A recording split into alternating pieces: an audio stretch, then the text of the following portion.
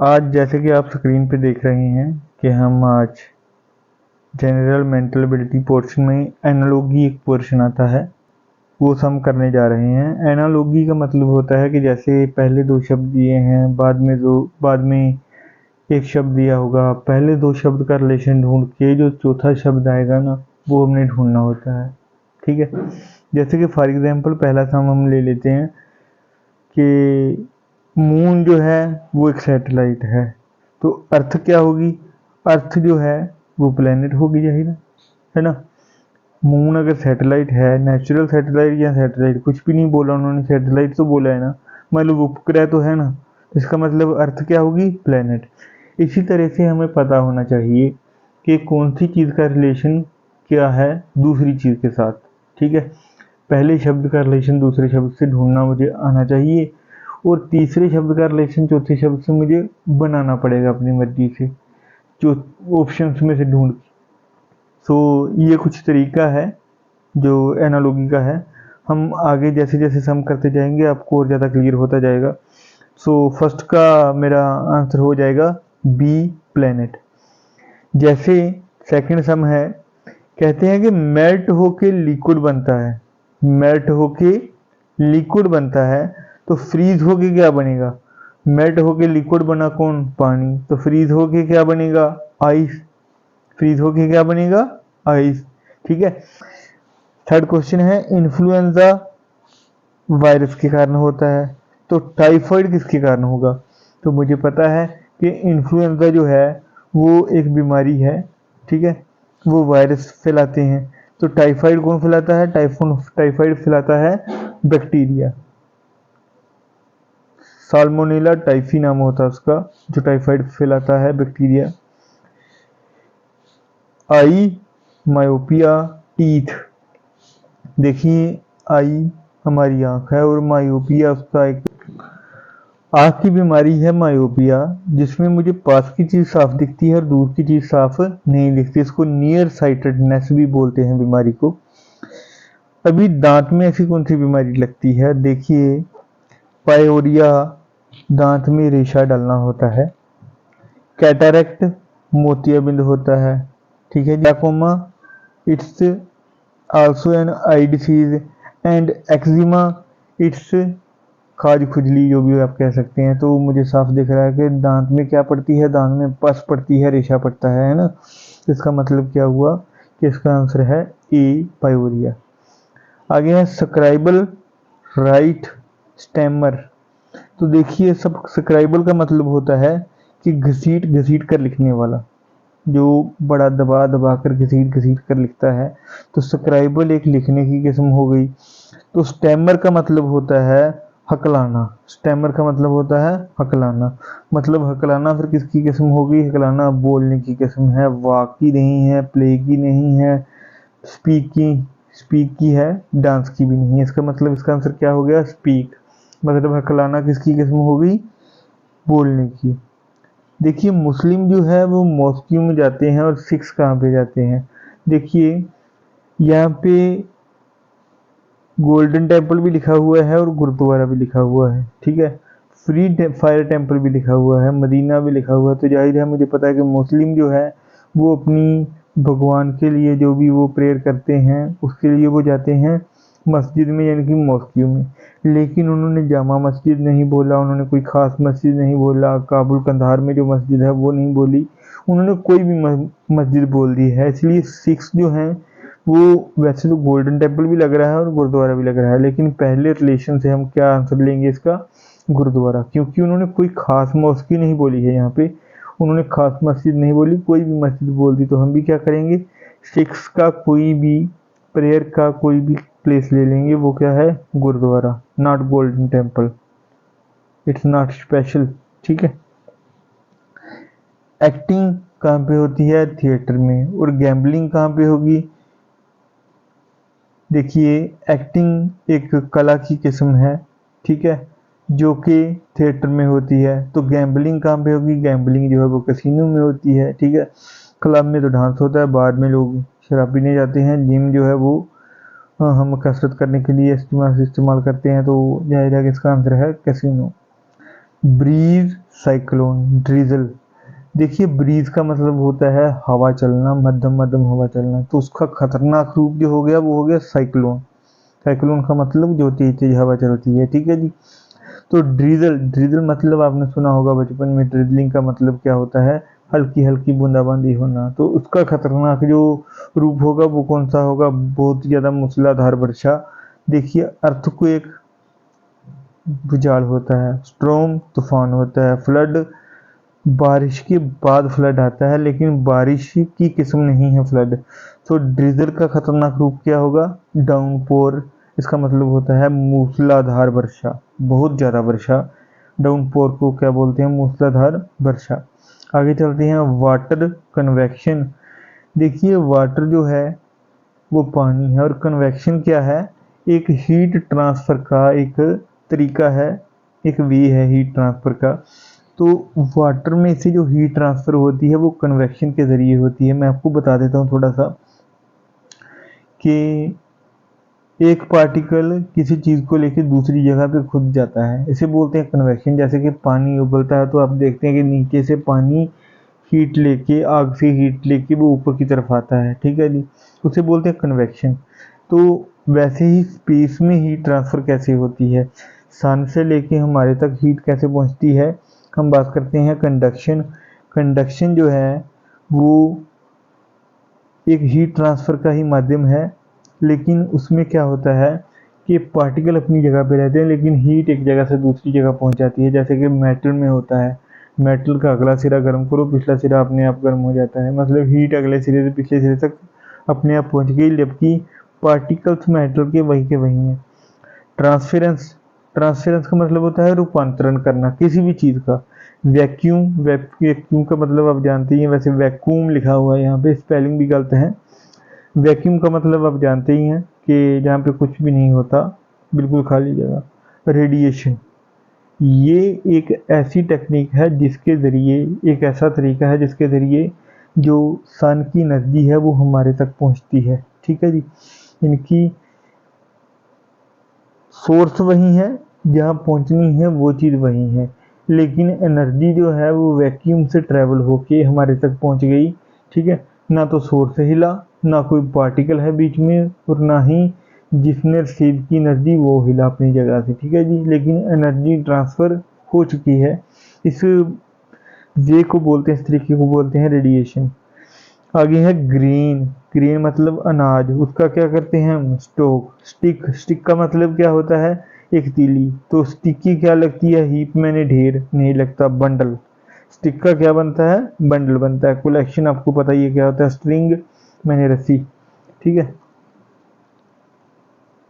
आगे चलते हैं, ऑक्सीजन बर्न। ऑक्सीजन का आपको पता ही है कि वो किसी भी चीज़ को जलाने के लिए काम में आती है, और कार्बन डाइऑक्साइड जो है वो किसी भी आग को बुझाने में काम आती है। तो आइसोलेट, अलग करना नहीं आंसर है। फोम, झाग बनना नहीं है। एक्सप्लोड, फटना किसी चीज़ का नहीं हो सकता। एक्सटिंग्विश मतलब आग को बुझा देना। एक्सटिंग्विश का मतलब क्या होता है, एक्सटिंग्विश का मतलब होता है किसी चीज़ को ख़त्म करना या बुझा देना। प्लैनेट अपने ऑर्बिट में घूमते हैं। प्रोजेक्टाइल, ऑर्बिट का मतलब होता है जो सन के आसपास जो रास्ता बना है, इनविजिबल रास्ता, जिस पे हर प्लैनेट अपना सफ़र कर रहा है काफ़ी समय से। तो प्रोजेक्टाइल क्या होता है, जब भी हम कोई पत्थर थ्रो करते हैं ना, तो वो जो रास्ता, उसको बोलते हैं प्रोजेक्टाइल।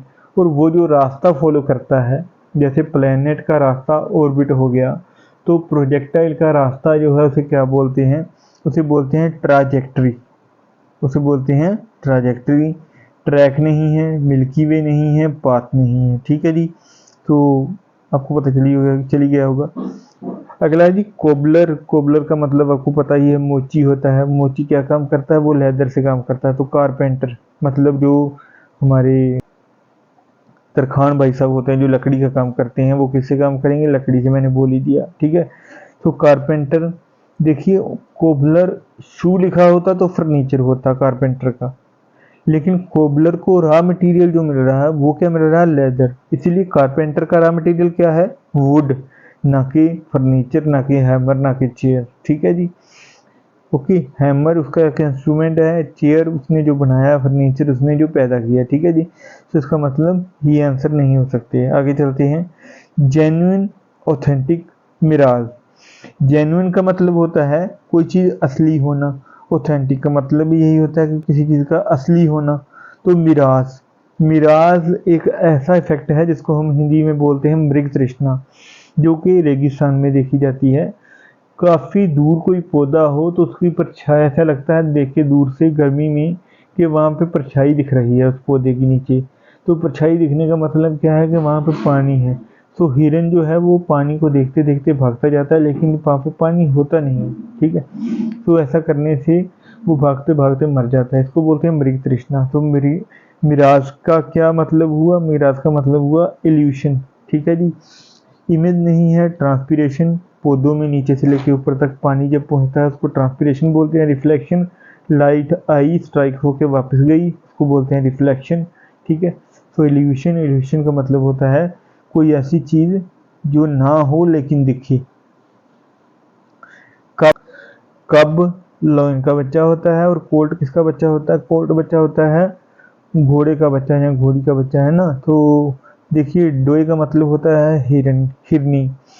स्टैग का मतलब होता है बारहसिंगा। लियोपोल्ड का आपको पता ही है, चीता जिसे बोलते हैं। तो स्टैलिन, स्टैलिन होता है नर घोड़ा, ठीक है जी। स्टैलियन नर घोड़ा होता है। इसका मतलब, इसका आंसर क्या हो गया? डी। ड्रिल, ड्रिल यूज हो, ड्रिल एक प्रोसेस है किसी चीज में बोर करने के लिए। और सीव जो है वो क्या है? सीव का मतलब होता है छानना, ठीक है। तो इसका आंसर होगा हमारा शिफ्ट, ठीक है जी। शिफ्ट, छानने की प्रोसेस होती है शिफ्ट, ठीक है। झारना जिसको बोलते हैं। तो थ्रेश, जैसे कि कणक में से दाने निकालते हैं उसको थ्रेश बोलते हैं। प्राई, प्राई का मतलब होता है भेज लेना। रिंस का मतलब होता है धोना। तो इसका मतलब क्या हुआ? शिफ्ट, यानी किसी चीज को झारना, ओके। Country, president.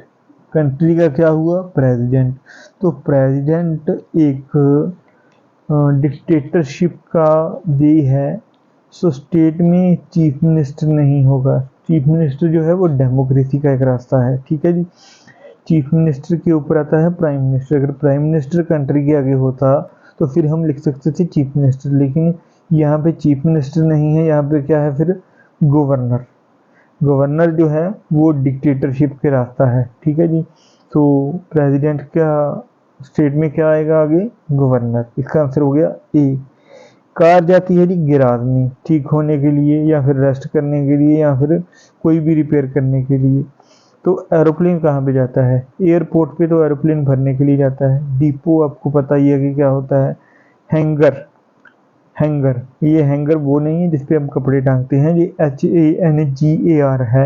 हैंगर का मतलब वो होता है जहाँ पे एरोप्लेन की विश्राम स्थल होती है या फिर वो ठीक होने के लिए जाते हैं। हार्बर का मतलब होता है बंदरगाह। आगे चलते हैं जी 19th क्वेश्चन पे। ब्रेड किससे बनती है? ईस्ट से। ईस्ट मतलब एक तरह के माइक्रो ऑर्गेनिजम्स हैं ये, जो ब्रेड बनाने में काम आते हैं। तो कर्ड कैसे बनता है? कर्ड आपको पता ही है, एक साइंटिस्ट थे, उन्होंने डिस्कवर किए थे कि दही में भी छोटे छोटे माइक्रो ऑर्गेनिजम्स होते हैं जिनको बोलते हैं बैक्टीरिया, ठीक है। उस बैक्टीरिया का नाम था लैक्टोबैसिलस बैक्टीरिया। मतलब इसका आंसर है बैक्टीरिया बी। रूबी एक तरह का पत्थर है जो कि रेड होता है, लाल होता है, ठीक है जी। सफ़ायर, सफ़ायर आपको, अगर आपने 10th क्लास पढ़ी है तो उसमें द हैप्पी प्रिंस का पार्ट आपने पढ़ा होगा। वहाँ पे उन्होंने लिखा था sapphire, blue sapphire in his sword, ठीक है। तो सफ़ायर भी एक तरह का हीरा ही है, पत्थर ही है, लेकिन वो ब्लू कलर का होता है। सो आप याद रखिएगा, सफ़ायर जो है वो किस कलर का होता है? ब्लू कलर का। चलिए आगे चलते हैं।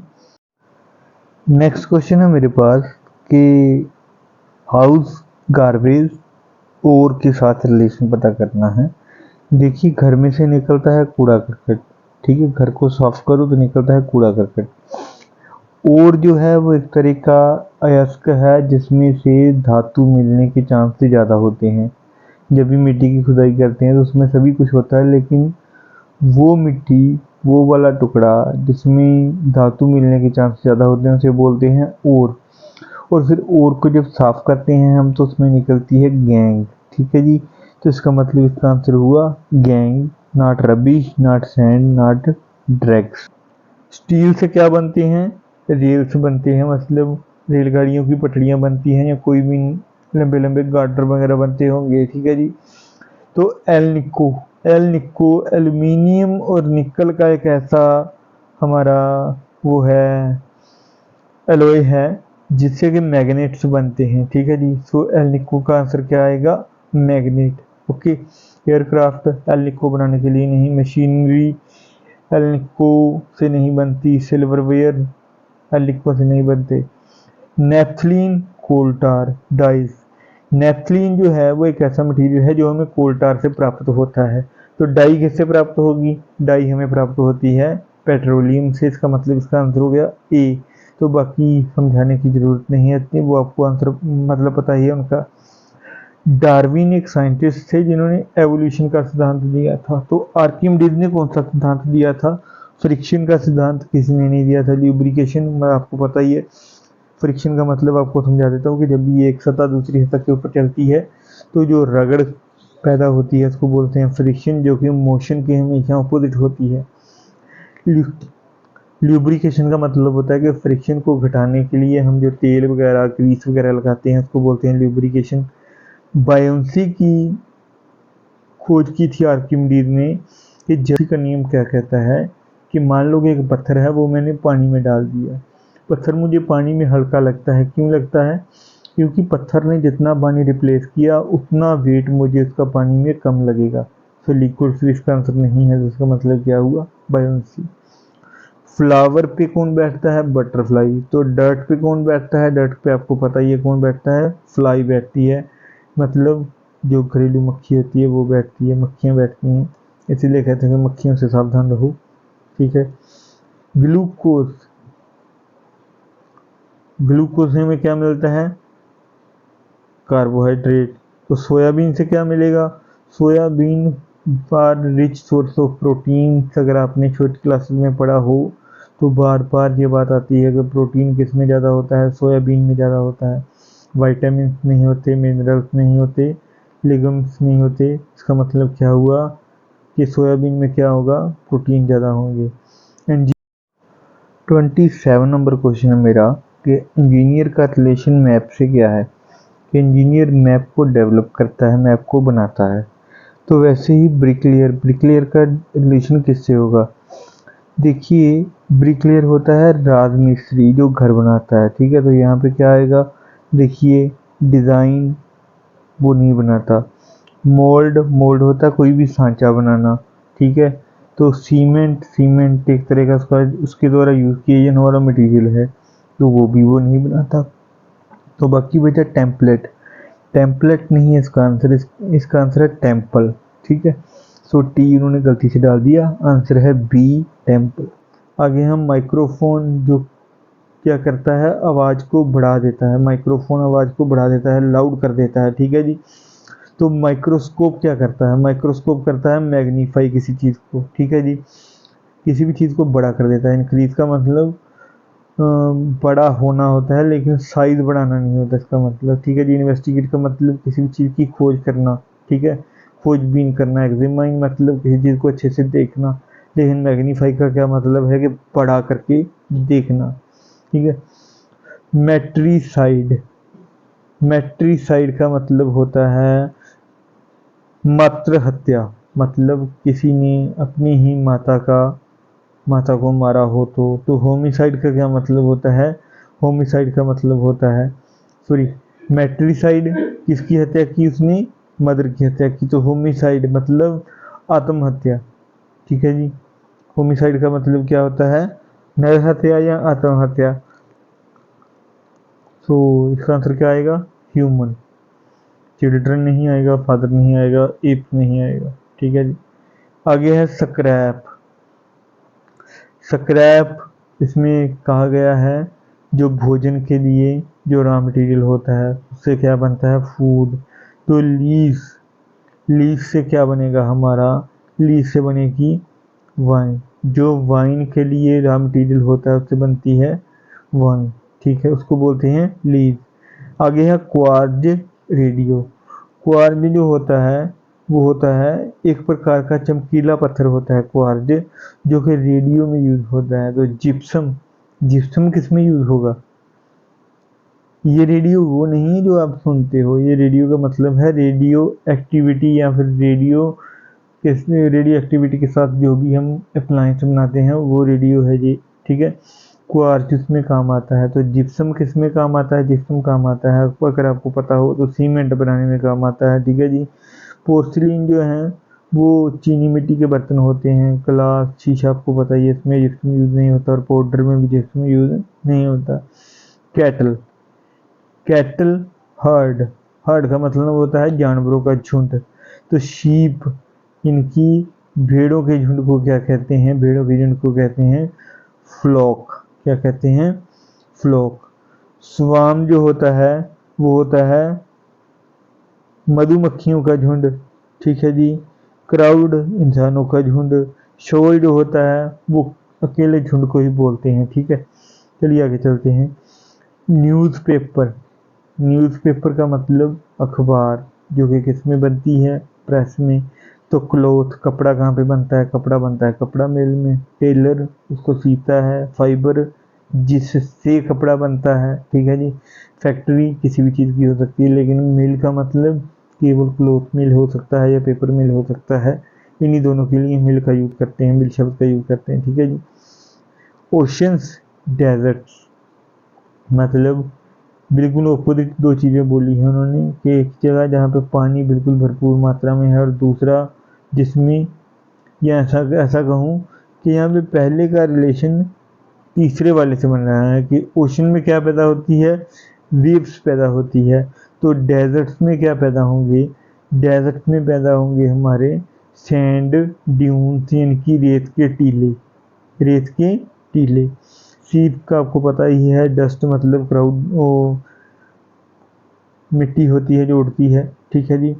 और इससे आगे है हमारा रिपल्स। रिपल्स का मतलब होता है लहरें। ठीक है जी। तो इसका मतलब इन तीनों में से कोई भी आंसर नहीं है। सैंड ड्यून का मतलब होता है रेत का टीला। आगे है जाइंट। जाइंट का मतलब होता है बहुत बड़ा। ड्वार्फ का मतलब होता है बोना। तो ये दोनों शब्द क्या हुए? एक दूसरे के ऑपोजिट हुए। तो इसके आगे लिखा हुआ जीनियस, मतलब बहुत ही ज़्यादा पढ़ने वाला या फिर बहुत ही ज़्यादा बढ़िया इंसान, जो कि बहुत कुछ जानता है। तो इसका उल्ट क्या होगा? विकट। विकट का मतलब होता है दुष्ट, जो कि पाप करता है। लेकिन जीनियस का उल्ट ये नहीं हो सकता। जेंटल का मतलब भद्र पुरुष। टाइनी का मतलब छोटा। इडियट का मतलब होता है बेवकूफ। तो ये हो गया हमारा इडियट, इसका आंसर मतलब सी ऑप्शन हमारी सही है। अगर आपको मेरा काम अच्छा लग रहा है या फिर कोई भी आपकी हेल्प हो रही है, तो प्लीज़ मेरे चैनल को सब्सक्राइब करें, शेयर करें मेरे वीडियो को, और लाइक करें। Thank you, have a nice day, best of luck.